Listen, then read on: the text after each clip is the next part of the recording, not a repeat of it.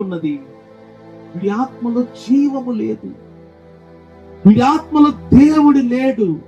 అందుకే ప్రతి మనిషి బ్రతికున్నప్పుడే ఆలోచించాల, నీ ఆత్మ చనిపోయి ఉన్నదా, ఇప్పుడు బ్రతికుందా?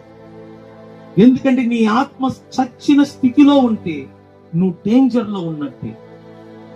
నువ్వు చీకటిలో ఉన్న ఒక మనిషితో సమానం. చీకటిలో ఉన్నవాడు తడువులాడుతూ బ్రతుకుతాడంట.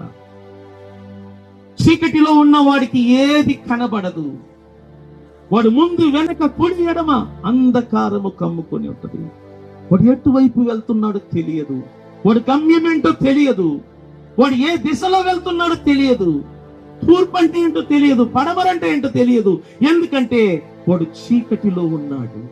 అలాగనే ఆత్మలో చనిపోయిన స్థితిలో ఉన్నవాడు పరిస్థితి కూడా అలాగనే ఉంటదంట. ఇప్పుడు నేను చూపించబోయే భాగం ఏంటంటే